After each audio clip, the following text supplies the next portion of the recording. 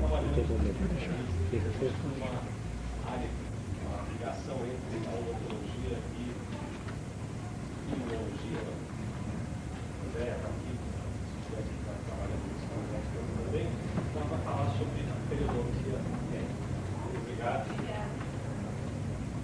Boa tarde a todos. Eu gostaria de agradecer, né, ao professor Figueiredo. E assim, eu vou falar para vocês de um tema que é bastante novo, né? A periodontia médica é um termo recente, relativamente recente, que ele veio para preencher uma lacuna da inter-relação entre duas grandes áreas de conhecimento, que é a odontologia e a medicina. O que se sabe, né, é que pode existir alguma interação de manifestações sistêmicas, doenças sistêmicas, estarem atingindo algumas doenças da cavidade bucal, mudando seu curso ou a progressão dessa doença.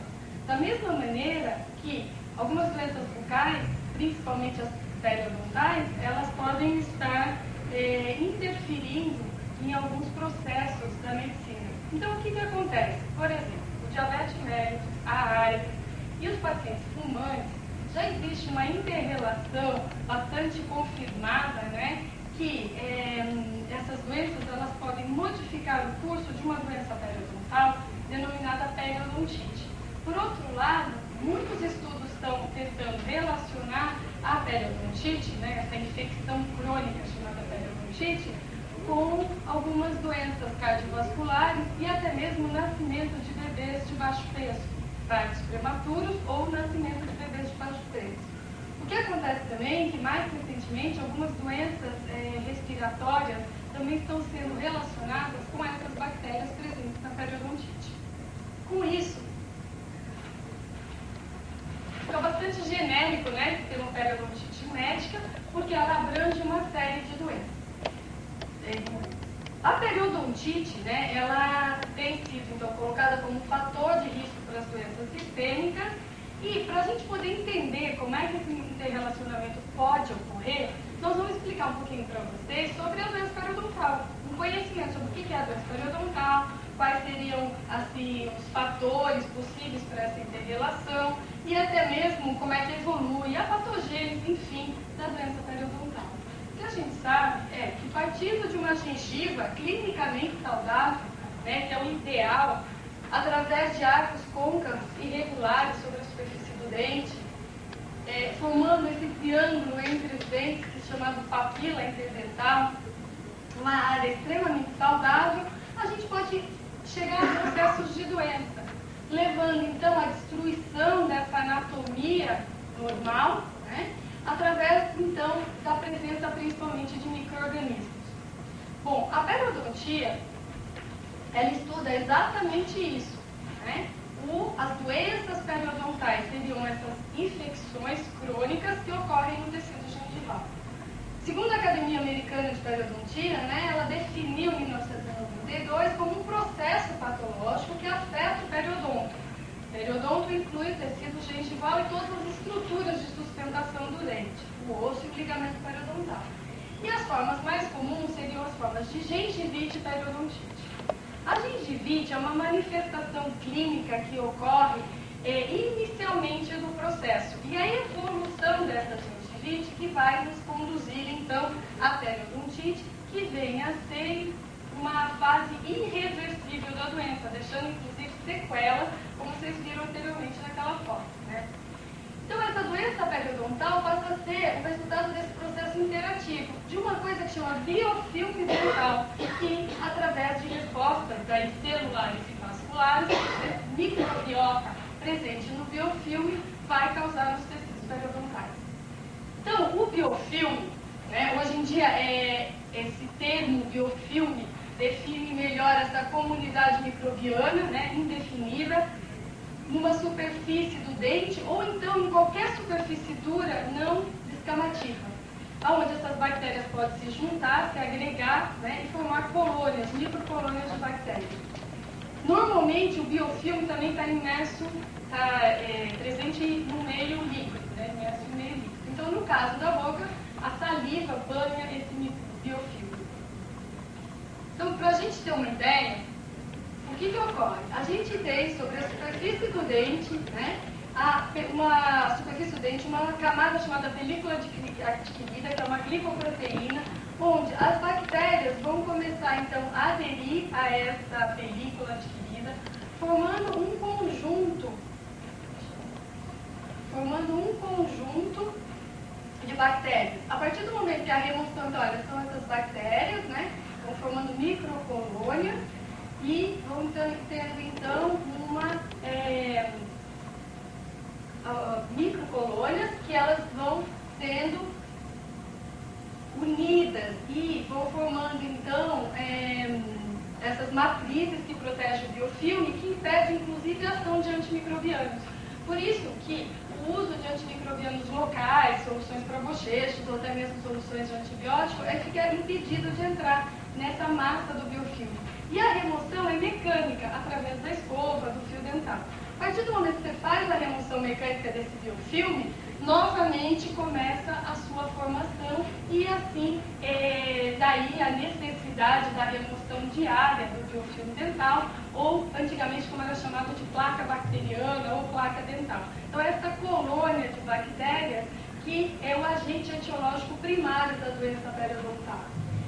Essa definição, né, que a etiologia primária da doença periodontal era bacteriana, ela surgiu no final dos anos 60. Lei e colaboradores, autores da Escandinávia, eles, através de um estudo experimental chamado gengivite experimental no homem, eles puderam afirmar com certeza que a etiologia primária da doença periodontal é bacteriana, né? E a partir daí, então, foram se evoluindo esses conceitos, né? E hoje a gente ainda tem como fonte principal da iniciação da doença a placa bacteriana, o biofilme dental, mas agindo também outras variáveis externas. Então, a doença periodontal, o que vai acontecer? Para ela ter a sua progressão, né, nós vamos ter uma série de eventos imunopatológicos, inflamatórios, e principalmente através de fatores modificadores, tanto locais como sistêmicos, ambientais e, mais recentemente, pesquisa genética. Essa área de pesquisa genética dentro da periodontia é extremamente nova e extremamente complexa, mas se alguns anos atrás, coisa de 4, 5 anos atrás, algum de vocês me indagasse no meu consultório, por exemplo, se eu fazia um diagnóstico de doença periodontal e você me dissesse isso é genético, a minha mãe tinha, né? Meu pai tinha, hereditário, eu herdei, eu falaria para ele, provavelmente não, né? Hoje em dia, com esses estudos, a gente está, então, já vendo essa possibilidade de ter também essa interação. Quando a placa bacteriana, em 1965, nesse primeiro estudo da gengivite experimental no homem, ela foi definida como agente primário da doença periodontal, acreditava-se que não necessariamente, até 1975, né, era a quantidade de placa que causava problema. Então, essa placa, essa teoria desses problemas periodontais era baseada nessa placa não específica, isso é, uma quantidade, uma massa bacteriana aumentando em número já seria o causador da doença, né? Então, porque assim, placa bacteriana todo mundo tem, porque a gente tem uma flora bucal, como a gente tem uma flora estomacal e uma flora intestinal. Só que o aumento dessas bactérias em número já causaria a doença. Então, até 1975, realmente essa teoria prevaleceu. O que se viu depois, em outro estudo, que foi estudado, né, a evolução da doença periodontal no homem, foi um estudo bastante interessante, que hoje seria impossível de se repetir, principalmente por causa da parte ética, né? Mas o que aconteceu? Eles pegaram plantadores de chá do Sri Lanka, que nunca tinham tido condições, né, ou mesmo possibilidade de algum tratamento odontológico, ou alguma informação sobre controle de placa, e essas pessoas, né, foram acompanhadas aproximadamente durante 10 anos. E eles, todo ano eles iam lá e faziam um mapeamento periodontal. Eles não induziram nenhuma doença, porém eles também não trataram a partir do momento que eles viam que tinham doença. E com isso eles foram fazendo alguns trabalhos e chegaram na teoria da placa específica. Porque assim, nessa evolução natural, né, história natural da doença periodontal, pode-se perceber que alguns pacientes, mesmo tendo gengivite, mesmo tendo a placa bacteriana, o fator etiológico, a presença de cálculo dental, ele não evolui para uma forma mais grave, onde se vai perder o osso, onde vai ter a mobilidade do dente. Ele permanece com aquela gengivite por longo da sua vida. Outros acabam evoluindo, né, para a doença periodontal. E começou-se a perceber também que existe essa especificidade. Outros métodos diagnósticos, principalmente os microbiológicos, puderam mostrar que a teoria da placa específica, então é um conjunto, apesar de ter um pool bacteriano muito grande, mais de 400 espécies bacterianas vivem na cavidade bucal, mas tem aí uma meia dúzia delas que são as principais causas da doença periodontal. Bom, a partir daí, até hoje, o que se foi vendo, né, com vários estudos, é que tinha um fator muito importante, que não era só o biofilme, não era só a bactéria. O hospedeiro, o risco desse hospedeiro à doença periodontal, a susceptibilidade. Então, hoje se trabalha com uma hipótese, né, mais recente, onde a gente avalia, além da parte do biofilme dental, também o paciente, a susceptibilidade desse paciente à doença periodontal.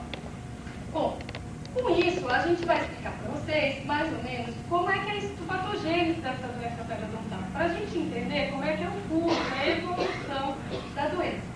Esses dois autores, Page e Schroeder, eles fizeram uma classificação didática, né, e dividiram em 4 fases a evolução, a partir de uma gengiva clinicamente normal, até a gente ter o processo de destruição óssea que chama periodontite, onde a gente está aqui na lesão avançada.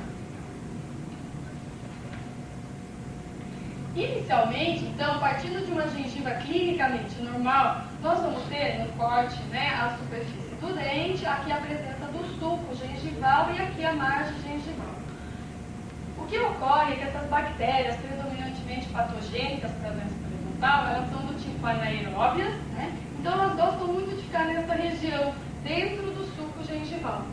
O acúmulo de placa, ele começa primeiro na superfície do dente, supragengival, e vai havendo então a migração para dentro do sulco gengival. Existe uma estrutura, o dente é uma estrutura muito única, né, no corpo humano, porque uma parte dele, a coroa, fica para fora, dentro da cavidade bucal, uma região altamente contaminada, exposta ao meio bucal,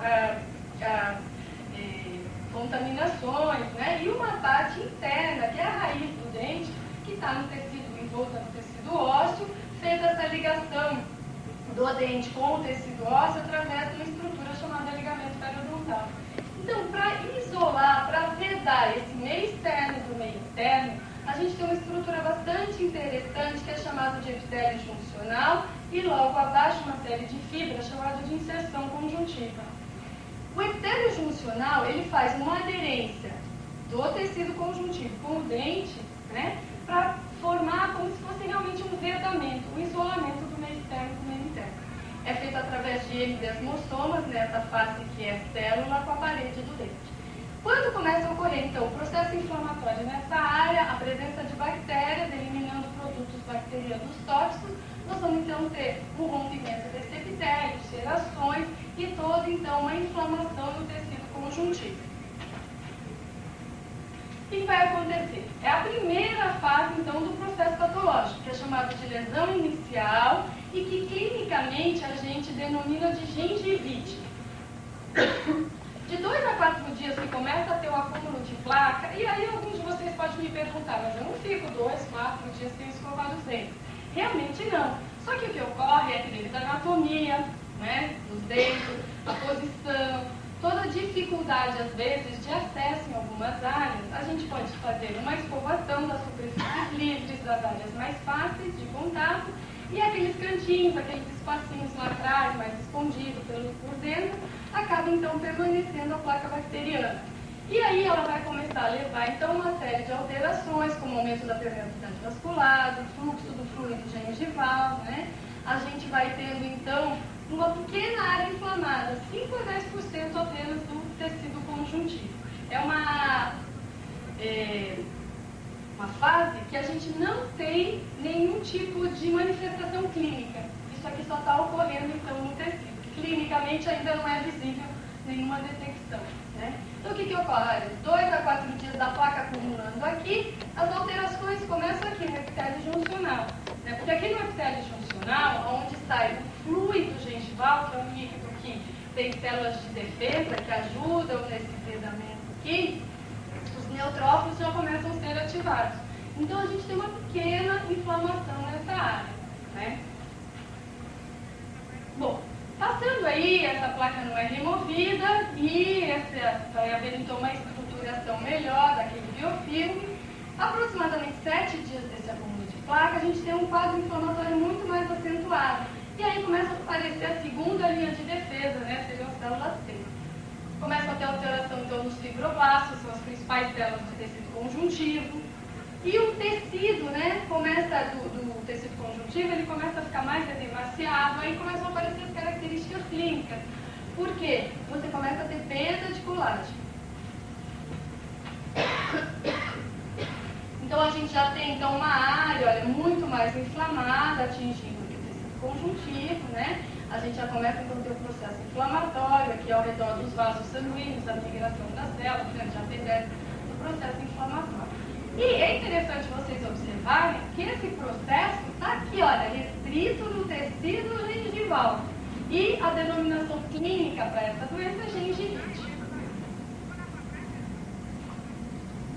Ainda numa fase mais avançada, persistindo essa placa, persistindo essa inflamação, o que vai acontecer? Nós vamos ter uma predominância aqui de plasmócitos, né? Já começa então a aparecer, além da resposta celular, também uma resposta imune, né? E com perda jamais de estrutura conjuntiva. E aquele epitélio juncional que faz aquele vedamento do meio externo e do meio interno, ele vai começar a ter uma migração, principalmente para a região apical, né? Provavelmente numa tentativa de achar uma área saudável para ele estar se estabelecendo e fazendo essa função que ele tem de vedamento do meio externo com o meio interno.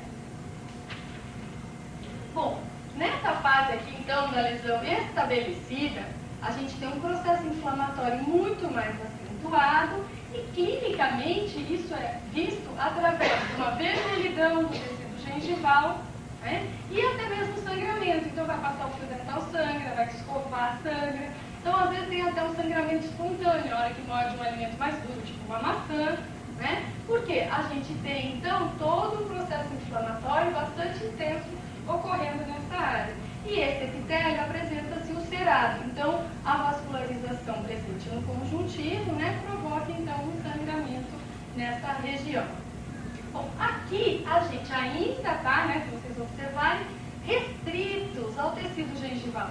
E esse tecido gengival, tá, que é chamado de periodonto de proteção, que é a nossa gengiva, né, isso aqui, você vai no dentista, né, faz uma limpeza, remove a placa, o trata, melhora a sua maneira de higienizar, o uso do fio dental, pronto. Alguns dias depois, você tem que todo esse processo volta à normalidade. Quando a gente tem, então, esse processo patológico chamado de gengivite, a gente tem, após o tratamento adequado, uma volta à normalidade. Então, a gente tem um tratamento que leva a uma cura e o retorno exatamente à normalidade. Qual que seria o problema maior? O problema vem quando esse processo inflamatório continua e começa a atingir a região do osso alveolar e das fibras do ligamento periodontal, que são as estruturas que fazem o suporte do dente, né? Então, aí, nós não temos mais, quando a gente entra nessa fase, quarta fase, que a gente chama de periodontite, quando todo esse processo vai evoluindo, né, e atinge o osso alveolar. Mas e daí? Isso é normal? Acontece? Todo mundo que tem gengivite vai ter periodontite? Não. Porque aqueles estudos, né, da evolução da doença periodontal no homem, história natural da doença periodontal, ela mostrou que, às vezes, a lesão ela não progride, ela fica estável. Em alguns casos, ela se torna mais ativa, progressiva, destrutiva, levando, então, à destruição desse tecido. Infelizmente, na grande maioria dos casos, ela se torna destrutiva. Nesses estudos, eles mostraram que apenas, por volta de 80% tem essa lesão, essa forma destrutiva, né? Em torno de 8% é uma forma muito agressiva, que mesmo em pacientes jovens destrói muito, e aí uns 12% ficam nessa forma que ela não progride, ela permanece estável. Nós temos atualmente meios de diagnóstico para saber se um jovem que tem gengivite vai ter periodontite. Infelizmente não. Isso é um grande estudo, uma dúvida bastante grande ainda dentro da periodontia, aonde a gente não tem condições de avaliar, né, como a gente já tem para cárie, vários estudos que a gente consegue identificar pacientes de risco para cárie e esses pacientes terem medidas preventivas para a doença periodontal não efetivamente. O que a gente sabe é que se a gente prevenir a formação do biofilme, que é o agente etiológico primário, a gente pode ter uma tendência menor a essa, um risco menor a essa doença periodontal. Mas, como nesse modelo mais atual, nós temos fatores outros que também estão interferindo na doença, acaba ficando difícil a gente ter, então, esse prognóstico, né, se a lesão vai evoluir ou não. Quando a gente tem, então, a evolução da doença periodontal, né, persiste aquelas lesões, essa extensão da lesão vai para o osso alveolar, perde mais colágeno, perde mais esse epitélio da bolsa, fica mais ulcerado, e o que vai ocorrer? Vai uma estrutura que é chamada de bolsa periodontal. Né? Então, alguns de vocês já devem ter ouvido falar que às vezes vai no dentista, ele tem um instrumento que é uma sonda periodontal, onde ele vai fazer medidas e pode fazer o diagnóstico de uma bolsa periodontal. Tá? Essa evolução da doença periodontal também tem sido estudada. Existem dois modelos, que ela pode evoluir de uma forma linear e constante, ou que ela pode evoluir por períodos de quiescência e exacerbação. Então, ficam os períodos quietos, né, sem nenhum tipo de manifestação, e por algum motivo, aumento de virulência da bactéria ou queda de resistência do hospedeiro, você ter surtos de destruição. Esses modelos também estão sendo ainda discutidos. Então, olha aqui, a gente tem, né, tudo aqui na parte histológica, esse epitélio muito mais ulcerado, o conjuntivo muito mais inflamado, e começa a ocorrer, então, a reabsorção óssea. Né? Todos esses ativadores químicos levam, então, a esse processo de reabsorção do osso alveolar. E aqui a gente está nessa fase que chama periodontite, né? Clinicamente a gente faz o diagnóstico de periodontite, e ela não tem o retorno à normalidade. Uma vez tendo periodontite, após o tratamento, a gente tem sequelas provenientes dessa doença. A periodontite, ela tem um controle. A partir do momento que você faz o tratamento, você consegue controlar essa doença, né? Mas a gente não tem o retorno da normalidade. Foi muito questionada a história da cura, né, da doença periodontal. Então a gente consegue. Se o paciente, mesmo tratado da doença periodontal, depois de um período, ele relaxa nos seus cuidados que teria que ter, né, e tenha novamente a formação de placa bacteriana, ele pode ter novamente a evolução dessa doença.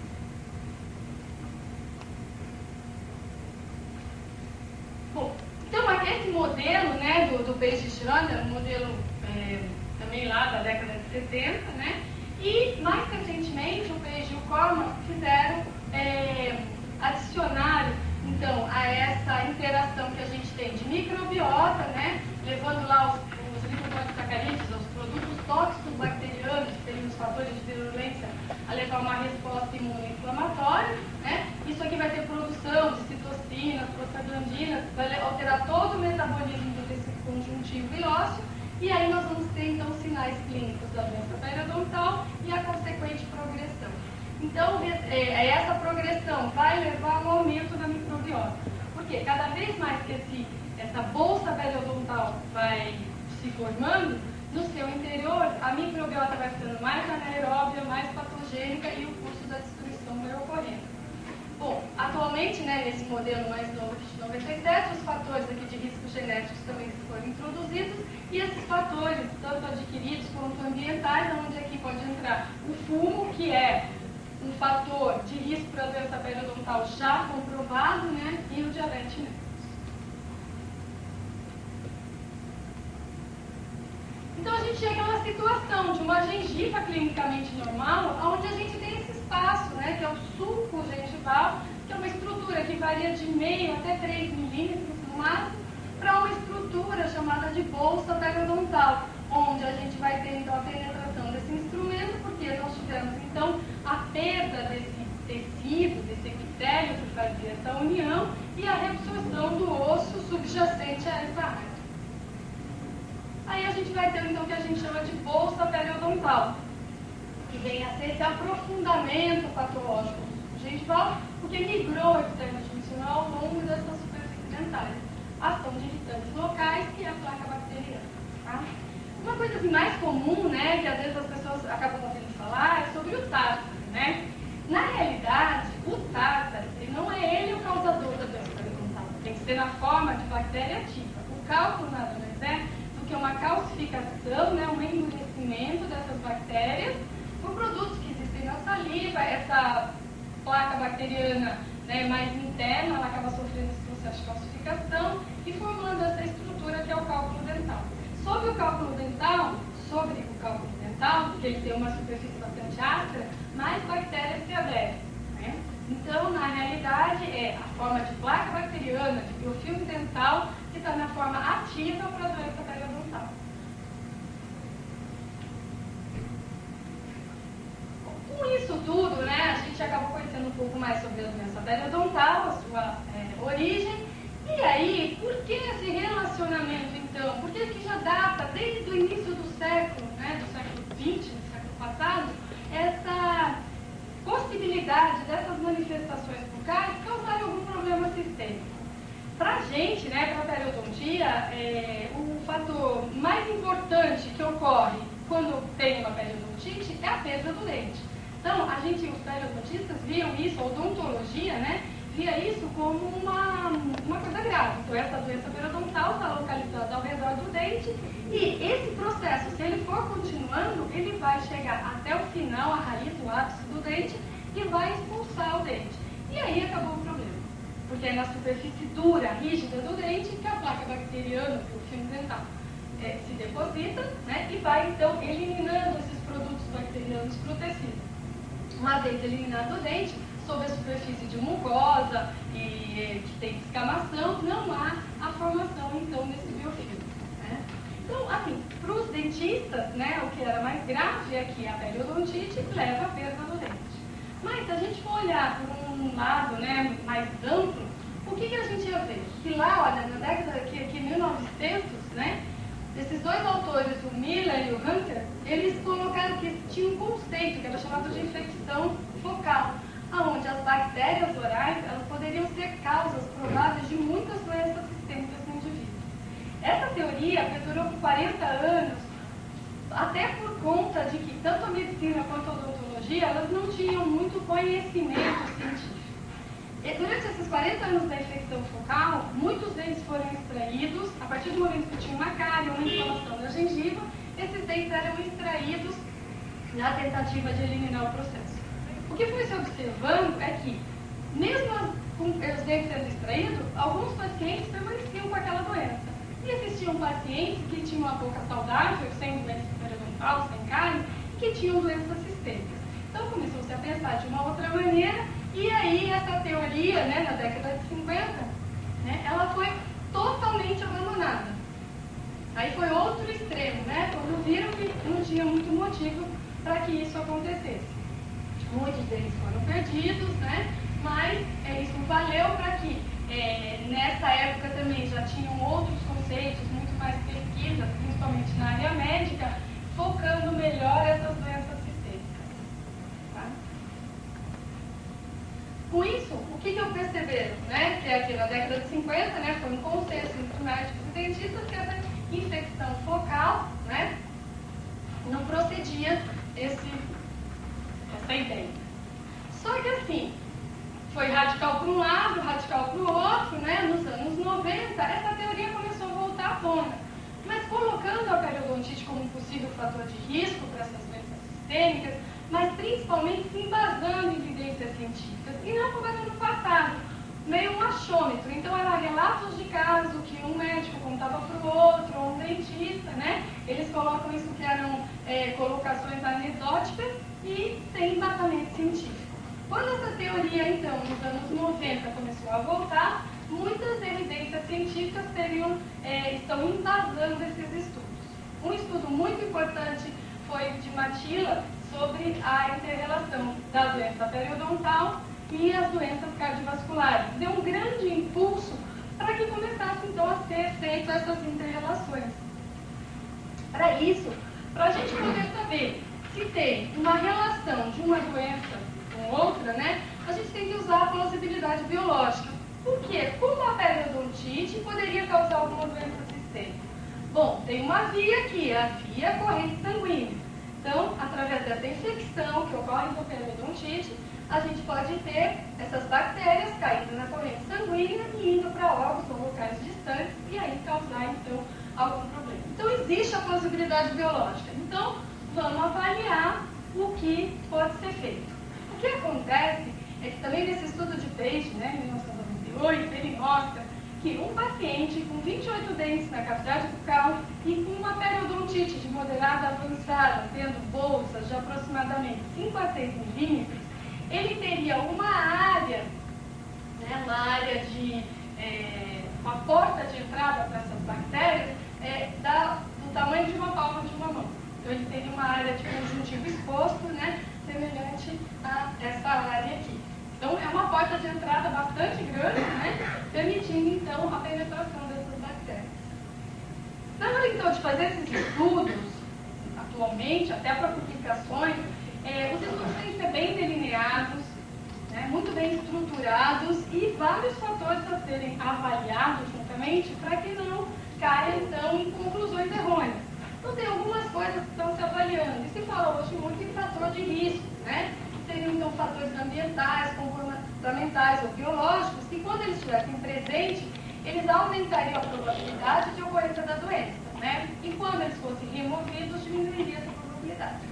Então, olha, o fumo, a idade, a diabetes e os periodontopatógenos, né, que são algumas bactérias específicas, eles seriam então fatores de risco. E quando você vai fazer um estudo, você teria que avaliar isso. A gente tem também alguns indicadores de risco, que seriam esses fatores de risco identificados em alguns estudos, né, transversais, ou até mesmo casos controle, mas não necessariamente em estudos longitudinais. E o estresse e a raça que têm sido colocados como esses indicadores de risco. O estresse tem sido muito estudado na doença periodontal e mais ainda sem nenhuma correlação, né? E marcadores de risco, então, seriam esses fatores biológicos que estariam presentes no processo biológico da doença. Então, você tem que ver alguns tipos de proteínas, enzimas, as citocinas, agindo tudo no processo inflamatório. E também, na hora de se avaliar, de fazer essa comparação, essa inter-relação dessa parte sistêmica, né, com a doença periodontal, achar alguns preditores de risco, que podem então estar associados tanto à doença passada quanto à presente. Então, olha, essa perda óssea diagnosticada na radiografia, né, porque os exames radiográficos, eles são exames complementares a esse exame periodontal, que vai nos dizer muito sobre a perda óssea, né, quanto esse dente está envolvido nesse processo de destruição, né? A presença de números de dentes, envolvimento de fuga vem a ser que nos dentes multirradiculados a gente tem 2 raízes e no vão dessas raízes passa a ser um nicho bastante propício para a proliferação bacteriana. Então, avaliando todos esses, né, identificando esses fatores de risco, a gente consegue então fazer estudos onde você consegue comprovar essa relação. Com isso, o que é essa causa direta entre periodontite e doença sistêmica? Algumas estão mais adiantadas, digamos assim, nas pesquisas, né? E, como por exemplo, a periodontite sendo um risco para a doença coronariana, as complicações na gravidez, no caso de nascimento de bebê de baixo peso, em alguns casos de infecções respiratórias, tipos de pneumonia, principalmente em pacientes institucionalizados, né? E as complicações do paciente diabético. Nós vamos falar alguma coisinha de cada um, né? Olha, no caso das doenças coronarianas, né, que é o estudo mais apurado da Andréa, depois ela pode até ajudar a gente a esclarecer outras dúvidas, vai começar a formar nas artérias, principalmente grandes, né? As grandes e as elásticas e as musculares também, elas vão se tornar obstruídas por essas lesões fibrolipídicas, que são chamadas de ateromas. Né? Então, via corrente sanguínea, a gente tem um filminho aqui que a gente pode estar mostrando isso para vocês. E essas doenças coronarianas, olha, esses tipos de bactérias que são da boca, que é o Coprophomonas gingivalis, Treponema intermedia, Bacteroides forstachus, Streptococcus canis, Lactinomyces actinomyces, eles desencadeiam uma série de moduladores inflamatórios, né? E aí eles vão estar exacerbando inflamações, né? Que pode então estar ocorrendo o desenvolvimento dessa placa aterosclerótica.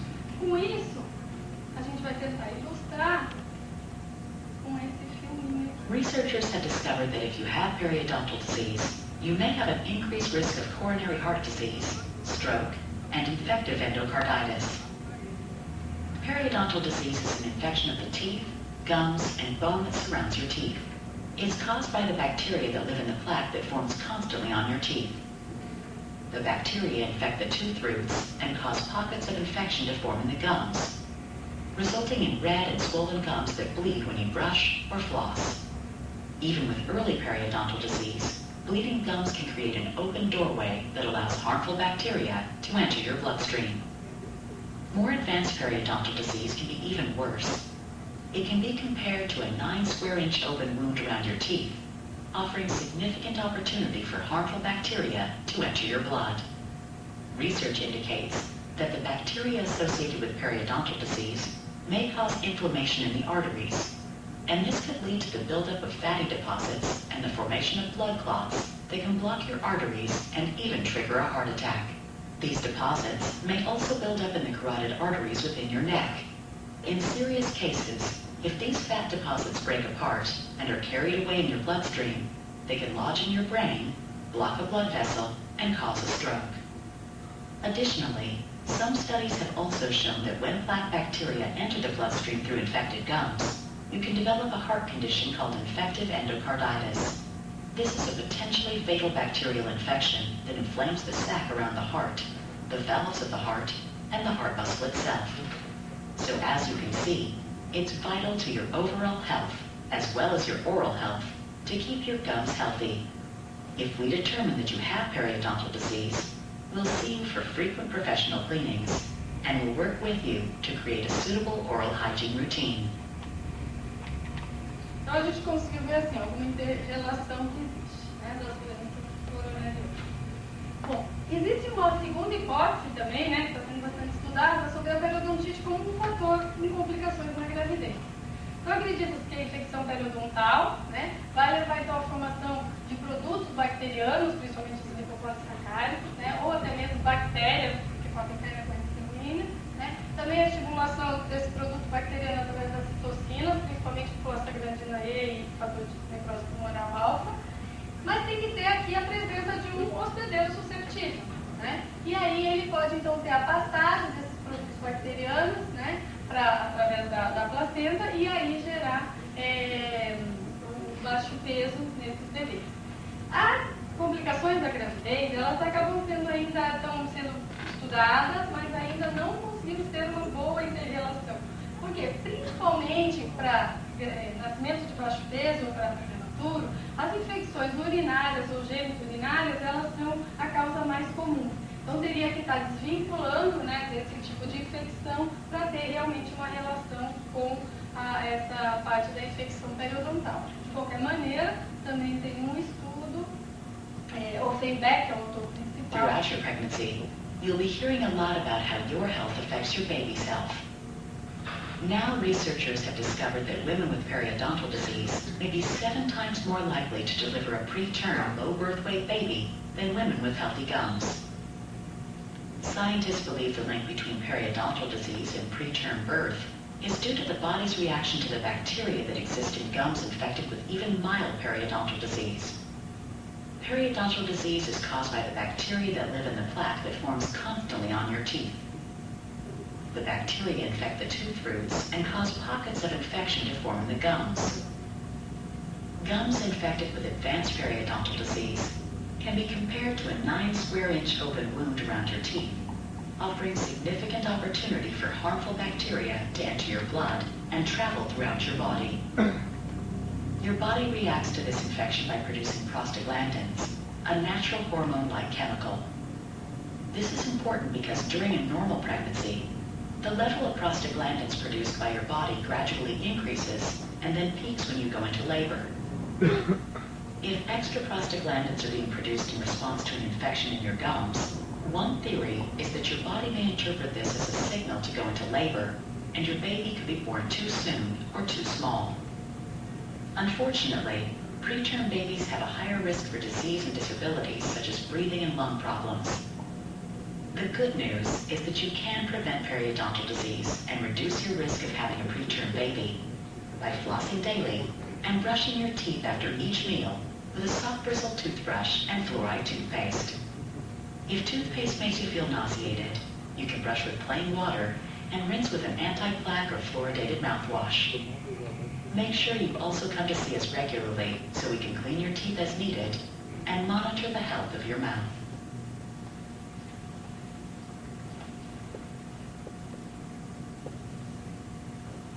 Bom, no caso das doenças, então, respiratórias, né, infecções respiratórias, são os estudos mais recentes dessa que têm relação com a parte sistêmica, e os estudos se concentram mais nas pneumonias. O que se nota é que, às vezes, pacientes, né, idosos que vivem em asilos ou em instituições, às vezes não têm uma boa higiene, um bom controle da placa, eles fazem aspirações dessas bactérias orais que podem sair do pulmão e aí, então, levar a complicações. Porque foram observadas, né, nesse tipo de infecções, bactérias da cavidade bucal no pulmão. Uma outra coisa que ocorre bastante, né, essas pneumonias hospitalares, que seriam essas dos pacientes que estão principalmente em UTIs. Tem alguns estudos mostrando que o uso da clorexidina, que é o melhor antisséptico para a cavidade bucal, né, o melhor agente químico que tem realmente uma efetividade nas bactérias orais, então estão sendo feito a asepsia da boca desses pacientes com clorexidina, desses pacientes que ficam durante um período prolongado nas UTIs, evitando assim esse tipo de pneumonia hospitalar.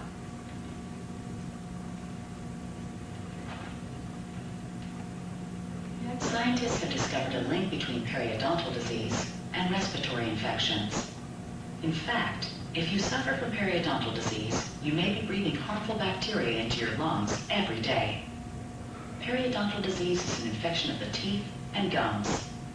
The infection causes pockets to form in your gums, and if the plaque is not removed, a vast number of various kinds of bacteria grow and multiply in these pockets, including some that may lead to respiratory problems.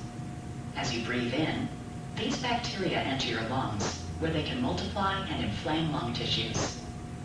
Evidence indicates the bacteria in your lungs can lead to respiratory infections like pneumonia, bronchitis, emphysema, and chronic obstructive pulmonary disease. This is especially true if you smoke, have a weakened immune system, or already have a respiratory condition.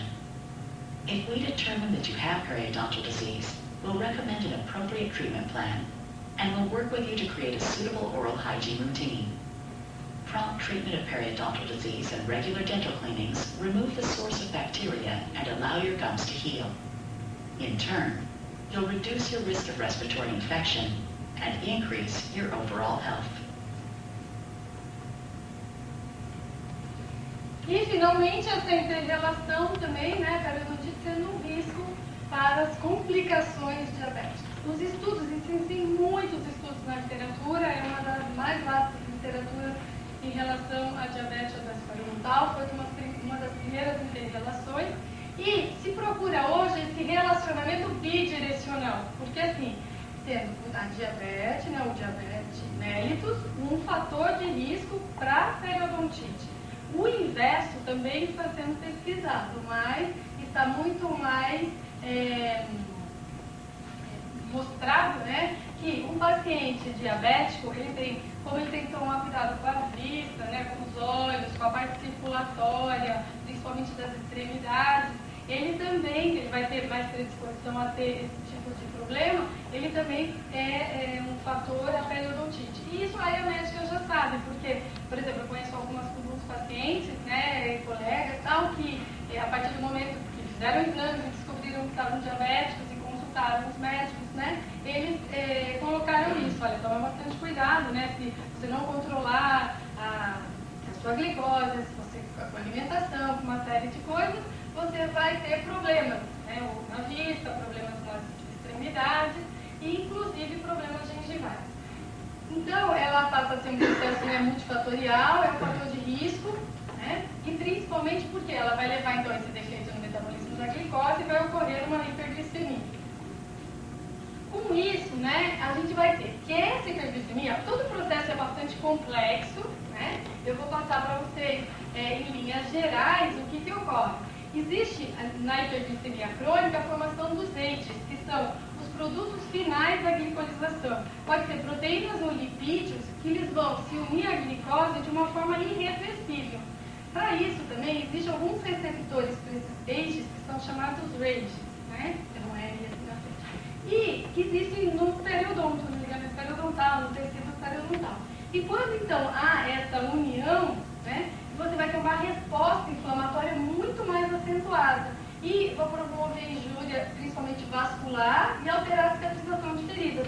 Daí, os diabéticos terem muito mais problemas de cicatrização, né? Começa a ocorrer espessamento nos vasos, toda a velocidade de renovação fica alterada, tudo em resposta a essa uma resposta inflamatória muito acentuada, né?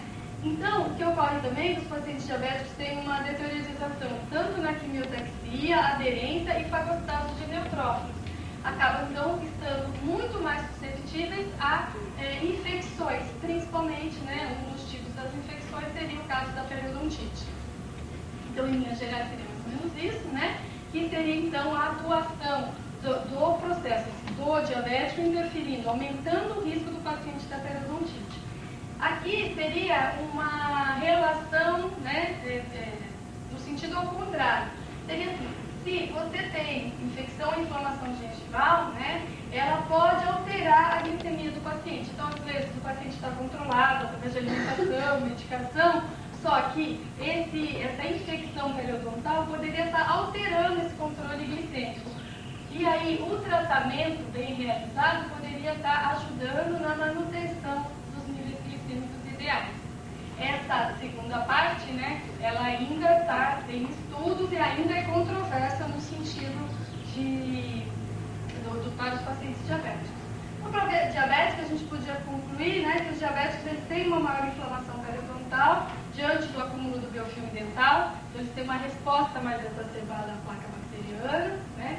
A prevalência da doença periodontal ela é maior em diabéticos do que em não diabéticos, quando foi feito um estudo usando indivíduos com idade semelhante. Né? Essa proporção é de 3 para 1. Isso, então, indica o risco, né, do diabético para periodontite. A diabetes atua como modificador na doença periodontal. Olha, ela atua o curso e aumenta a severidade da doença. Então, e também, embora seja contraditória essas evidências que eu estava falando agora há pouco para vocês, o tratamento periodontal ele pode exercer um fator benéfico no controle desses metabólicos desses pacientes. Que conseguem controlar essa infecção, eles conseguem manter uma glicemia melhor. Bom, disso tudo, a gente poderia estar concluindo que as pesquisas são bastante promissoras, essa possibilidade dessa interação ela é bastante válida no sentido de se procurar essa inter-relação, não somente assim no sentido de ser a periodontite ser um fator causal, né, de doenças sistêmicas, e não somente assim casual, pode ou não, de repente, né? Então, só embasado em pesquisas científicas bem delineadas e bem estruturadas, e aí essa inter-relação cada vez mais ela está sendo buscada dentro dessas duas áreas. Uma coisa que se tornou bastante importante para a odontologia, como eu falei para vocês no começo, é que a nossa visão, particularmente, era do problema periodontal, da periodontite, destruir o ligamento periodontal, as estruturas de suporte e o paciente perder os dentes, né? Mas, se a gente for pensar num sentido mais profundo, realmente, se a periodontite tiver toda essa implicação sistêmica, como se tem provado, a gente está olhando o indivíduo como um todo. Eu, particularmente, nunca conheci ninguém que tivesse morrido porque não tinha dente, né? Meu avô não tinha um dente na boca, não gostava de usar dentadura, comia super bem e morreu com mais de 90 anos. Né? Agora, essa infecção, olhada do ponto de vista sistêmico geral do paciente, né, ela nos traz assim, uma luz para realmente na melhora do estabelecimento, na cura dessas doenças, no processo pelo menos de ajuda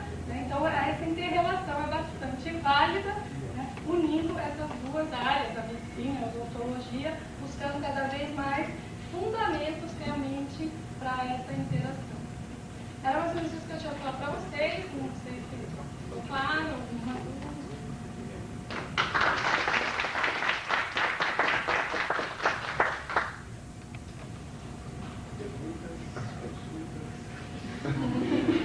A gente tem uma referência bastante boa, né, que é esse livro que chama Periodontia Médica, que foi editado pela Maria Cristina Brunetti. Na verdade, é uma coletânea, né? Ela é apenas a coordenadora do projeto, aonde aqui estão as principais publicações, né, e as principais pessoas que trabalham nessa área, né? Tem um capítulo, inclusive, escrito pelo professor Offenberg, que é o maior pesquisador, né, que foi o iniciador dessa periodontia médica. É uma publicação do Senac, aí quem tiver interesse, ela é bastante, bem mais aprofundada, principalmente os eventos assim, bioquímicos, imunológicos que ocorrem, né? O professor de imuno, daí às vezes a gente fica até um pouco inibido, a gente está falando, porque na realidade a minha formação é clínica, né? E a gente estuda os processos da doença, mas não tão a fundo, né? Como realmente, né? Tem um campo vasto de pesquisa. Aquelas bactérias que podem entrar também seria qual é a mais perigosa para causar alguma modificação na entrega? Qual seria aquela bactéria? O que está sendo mais estudado é o Bacteroides fusariis, né? E o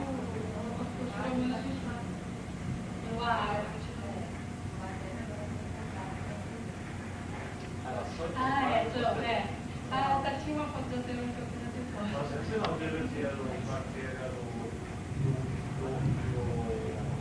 que causa periodonte, bactéria que causa periodonte, que é a maior.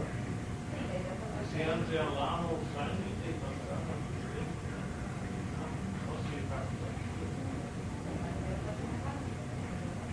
o produto bacteriano principalmente, né?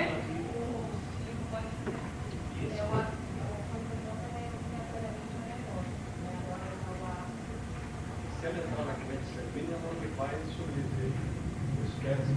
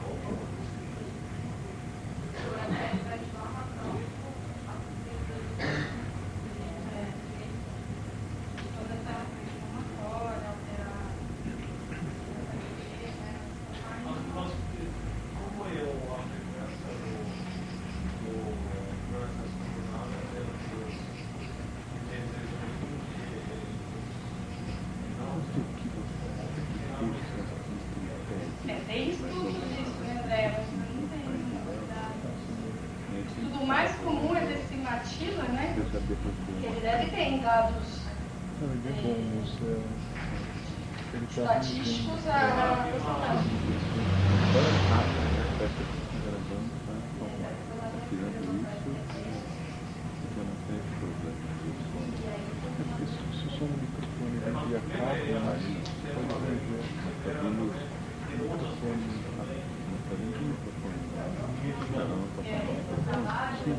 Mas tem microfone na câmera.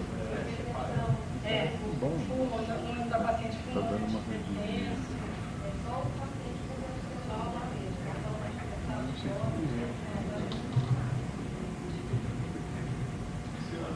pode.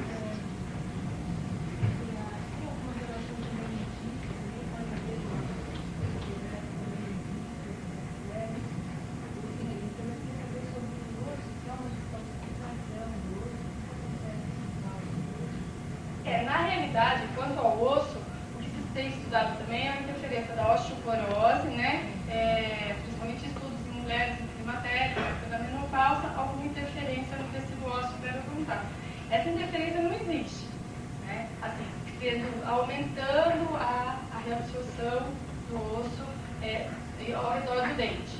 A osteoporose atinge outros ossos, mas essa interferência para a mandíbula e para a maxila, ela não é, principalmente da doença periodontal, realmente não tem relação.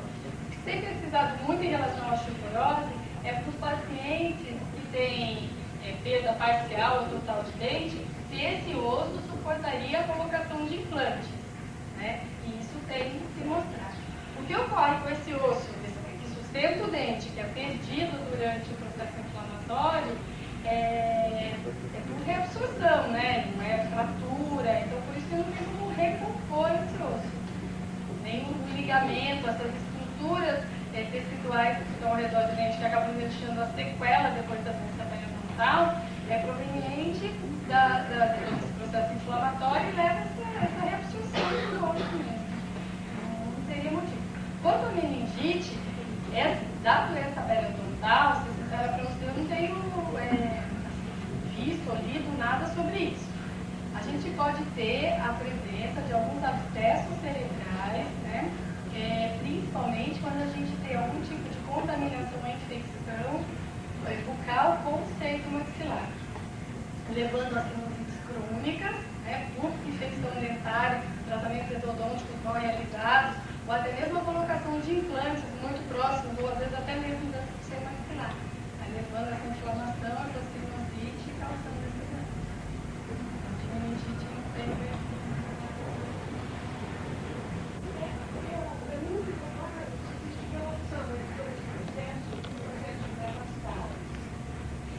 não, são duas coisas totalmente diferentes. Dentro da odontologia, a gente tem, né, as duas grandes doenças, que é a doença periodontal e cárie, né?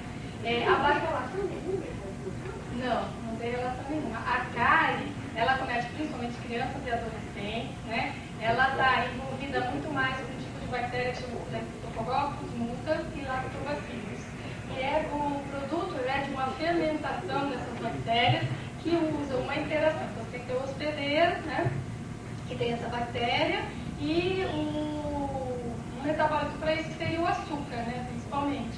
E aí ocorre a formação de ácidos que, sobre a superfície do esmalte, leva uma calcificação do esmalte dentário.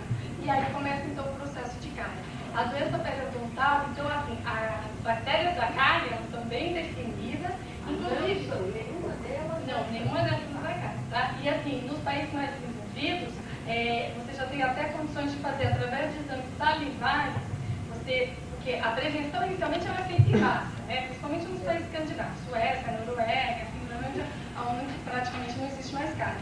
Aí, depois eles descobriram que se você faz uma análise da saliva, você consegue ver o número dessa bactéria, Staphylococcus mutans e lactobacillus na saliva, e consegue identificar os pacientes de risco. Aí essas crianças recebem um tratamento preventivo ainda muito mais intenso, né, do que a média geral.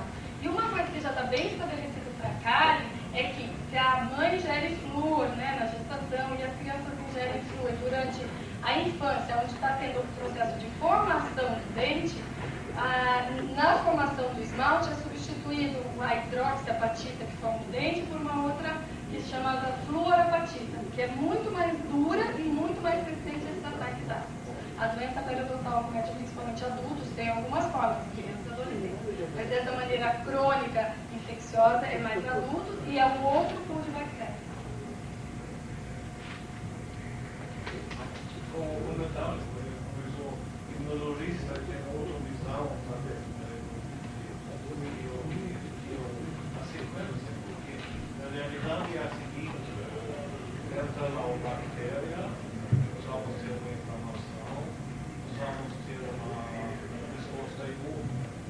E exatamente como o parasita, lá do macrófago, que fica dentro do macrófago, dentro do tecido. Se o sistema imune não consegue eliminar, o que o sistema imune está tomando um piano novo, está tentando fazer uma coisa que é embrulhar quando o lado pulmão, se tem uma bactéria, ela faz um granuloma. Sua ideia aqui, que eu discuti com você, se o periodite no sentido mecanismo não é uma coisa semelhante do granuloma, porque você tem esse foco de bactéria e você tem esse tecido que está próximo e esse tecido está tentando englobar o sítio de infecção e por isso você tem esse cara no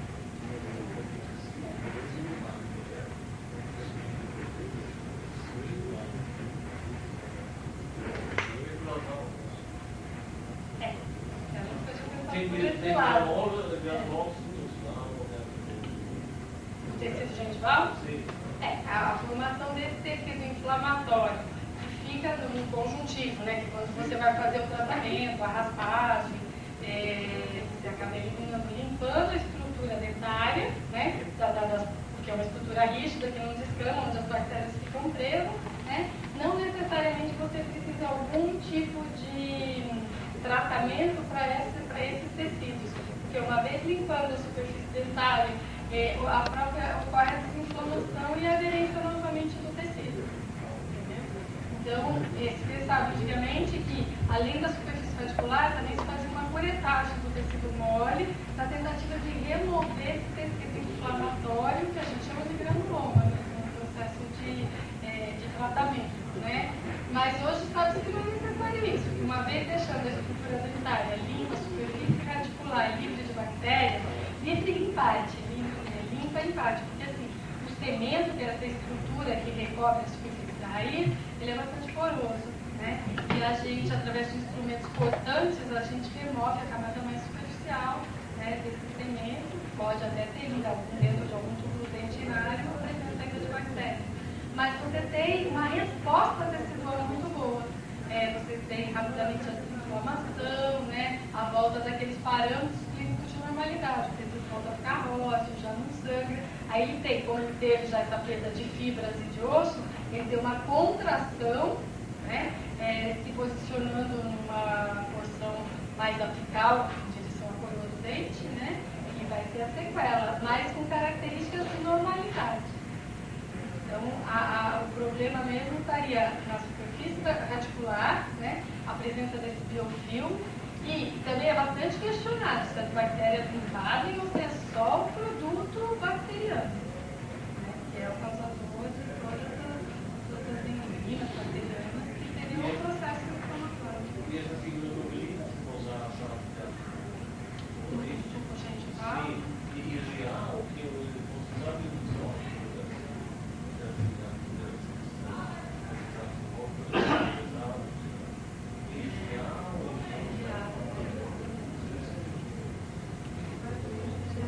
se fosse simplificar, porque pessoas que têm essa deficiência, energia, tem mais.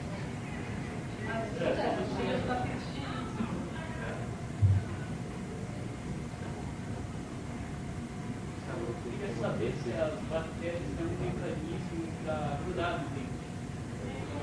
Como elas se dividem? Isso tem. Elas são, a gente tem, durante a formação da placa bacteriana, né? Primeiro, a superfície do dente, ela tem uma película, né? Que é chamada película adquirida, que é uma camada glicoproteica, e a partir daí, através da diferença até de potencial, negativo e positivo, vai tendo essa aderência. Elas começam a se formar principalmente por bactérias, cocos, bacilos, e aí elas vão se formando de uma maneira que vão cada vez mais se estruturando, né? E primeiro tem as bactérias mais normais da boca, da aeróbio mesmo, olfativa. E elas têm todo um mecanismo, elas liberam, elas secretam matrizes que fazem essa união.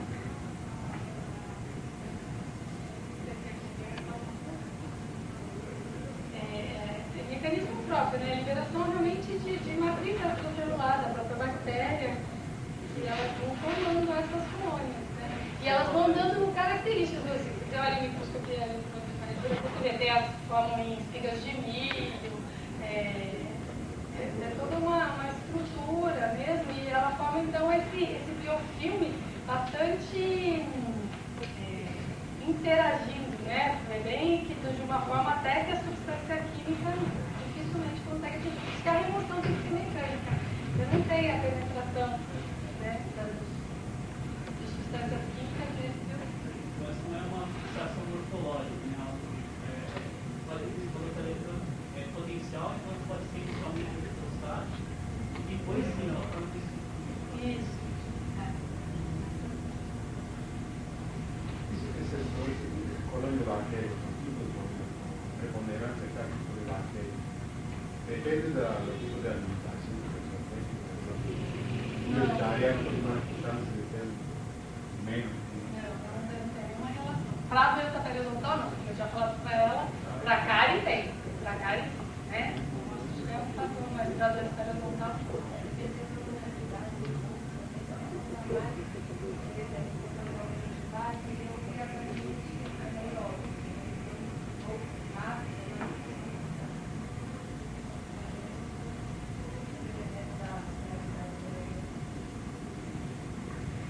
e assim, tem muitos estudos agora dentro da microbiologia, né, que eles até estão avaliando assim, cepas mais virulentas também, né? De repente, esses estudos genéticos aí estão sendo feitos com gêmeos, né? Então, às vezes estuda, ou então quando tem um outro tipo de doença periodontal que chama periodontite agressiva, né, que é uma forma que destrói muito rápido e com pouco agente etiológico. Você não tem aquela quantidade de placa, você não vê muito biofilme. Só que assim, essa bactéria é muito específica, essa bactéria é muito virulenta, né? Então, eles também conseguem fazer assim, estudos da mesma família, né? Porque tem alguns estudos que mostram essa transmissibilidade, de pai para filho, de marido para mulher, entendeu? E nem sempre daí essa bactéria, que às vezes é uma bactéria patogênica num paciente de risco, né? Ela pode estar em outro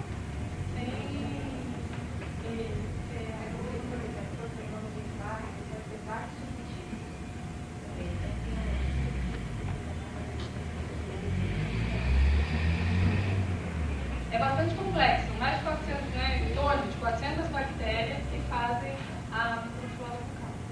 E também é difícil, às vezes, a reprodução disso tudo em laboratório, né? Tem, às vezes, algumas que ainda podem ser tecnicamente identificadas. Os pacientes que têm na veia, e esse bem identificado, sabe, o sistema era usar o sistema. Então, é muito mais agressiva, muito mais evidente. E assim, existe uma manifestação periodontal que ela foi muito observada, chamada gengivite necrosante aguda. Antigamente chamava gengivite úlcero necrosante aguda, né? Agora o nome foi abreviado para gengivite necrosante aguda, que é uma manifestação que ocorre com dor, né? Uma manifestação aguda onde o paciente tem dor. Você tem uma grande destruição tecidual na ponta da papila, formam necroses. Tem a formação de uma pseudomembrana meio acinzentada, o paciente tem um gosto metálico forte na boca e é uma dor muito intensa, principalmente na ponta das papilas. E essa manifestação ocorria principalmente em pacientes, ocorreu muito na guerra, né? Pacientes dos soldados, acreditava-se até que era por uma deficiência de vitamina C e tal, mas não é esse o problema. Era estar mais relacionado a pacientes fumantes e ao estresse. O que se notou é que depois praticamente desapareceu essa manifestação, a gente quase que não viu. Atualmente, nos pacientes com AIDS, eles têm muito esse tipo de doença. Minha pergunta é, e esses pacientes que fazemos como sendo tratamento com a Pacientes. e como sendo tratamento com a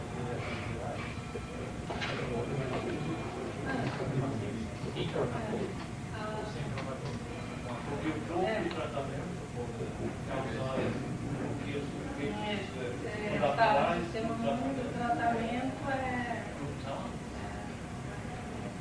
a gente tem assim, mais relatos clínicos, né, que eu conheço, de, por exemplo,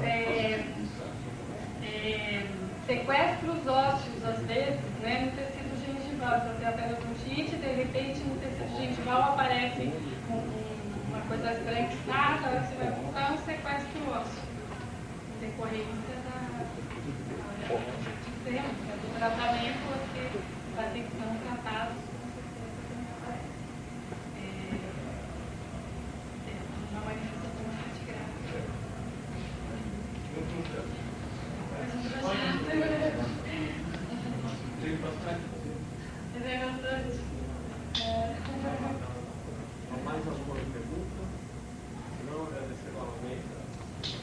Espero que...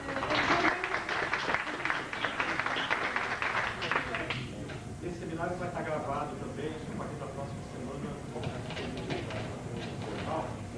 O seminário da próxima semana